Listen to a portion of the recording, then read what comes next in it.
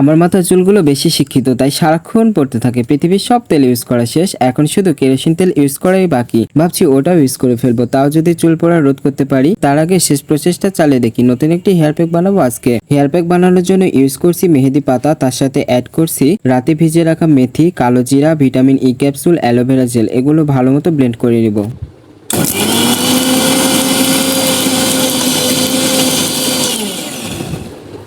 Blade করা শেষ হলে ভাতিজিকে ধরে আনলাম মাথায় লাগিয়ে দেওয়ার জন্য। ছুটির দিন আসলে আমি বাসায় মেয়ে মানুষ হয়ে যাই, মেয়েদের মতো রূপচর্চা শুরু করে দেই। নিজের পোশাক আশাক ক্লিন থেকে শুরু করে বাসা ক্লিন করা, পছন্দের খাবার প্রিপেয়ার করা, রূপচর্চা, টেলারিং, ইটিসি। বলতে পারেন ফুল প্যাকেজ। এক প্যাকেজে সব পাবেন। আমি পারি না এমন কোনো কাজ নেই। আমার কর্মকাণ্ড দেখে নেইবাররা তো বলে আমার ওয়াইফ নাকি খুবই হ্যাপি হবে। আসলে সুখটা তো আল্লাহর হাতে, কাকে কখন কিভাবে রাখবেন তিনি ডিসাইড করবেন। সুখ থাকলেও অনেক সময় শান্তি থাকে না, আবার যাদের শান্তি আছে তাদের সুখ নাই। যাই হোক, হেয়ার প্যাক লাগানো শেষ, এবার আসি রূপচর্চায়। রূপচর্চার জন্য অনেকদিন আগে একটা ফেস প্যাক কিনেছিলাম। সময়ের অভাবে ফেস প্যাকটা লাগানো হয় না। এটা আমি অনলাইন থেকে অর্ডার করে নিয়েছিলাম। যেহেতু এটা প্রমোশনাল ভিডিও নয়, তাই রিভিউটা দিলাম না। আমার ভাতিজি সুন্দর করে আমার ফেসে ফেস প্যাকটা লাগিয়ে দিচ্ছিল। আমার তো একদম ঘুম চলে আসছিল। আমার মাথায় মেহেদি লাগালে ঘুম আসবেই। এভাবে তো বিছানাতে ঘুমানো যায় না, তাই বসে বসে ঘুমাই। অ্যান্ড ফাইনালি মাথা মেহেদিগুলো একটু ড্রাই হয়ে আসলে বিছানাতে একটু কিছু পেরে নিয়ে শান্তি ঘুমটা ঘুমিয়ে নেই। আর তারপর গোসলের টাইম হলে শ্যাম্পু ইউজ করে মাথাটা ক্লিন করে নেই। এই হেয়ার প্যাকটা ইউজ করলে কিছুদিন ভালো চুল পড়া রোধ হয়, তবে রেগুলার ইউজ করলে মনে হয় ভালো একটা রেজাল্ট পাওয়া যাবে। সপ্তাহে একদিন তো অন্তত ইউজ করতেই হবে মাস্ট। গোসল শেষে বসে পড়লাম দর্জিগিরি করতে। অনেকগুলো কাজ পেন্ডিং পড়েছিল।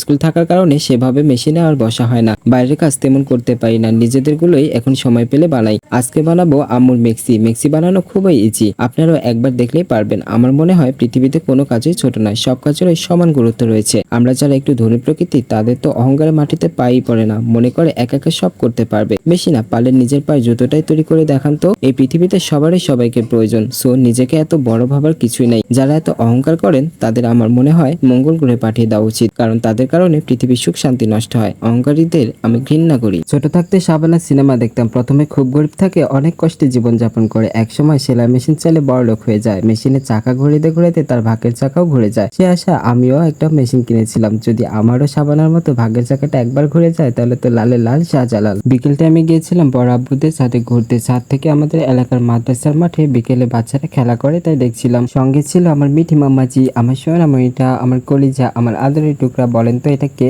এটা হলো আমার ছোট্ট আম্মু, আমার ছোট বোনের মেয়ে, নাম তার মিঠি। আচ্ছা, তার ডাকনামটা কেমন হয়েছে বলেন তো? ওর ডাকনামটা আমি দিয়েছি। ছোট বাবুদের সুন্দর সুন্দর নাম কমেন্ট করে আপনারা জানাবেন ওর ভালো নাম রাখার জন্য। এন্ড দেন সন্ধ্যার সময় আমরা কাজিনরা মিলে লুডো ম্যাচ খেলি। ছুটির দিনগুলো খুব আনন্দেই কাটে আমাদের। ছুটির দিনে আপনারা কে কি করেন কমেন্ট করে অবশ্যই জানাবেন। আজ এ পর্যন্ত গাইস, নেক্সট আবার মজার কোনো ভিডিওতে দেখা হবে। সে পর্যন্ত সবাই ভালো থাকবেন। Bye bye everyone and take care. আর হ্যাঁ, follow and subscribe for next video.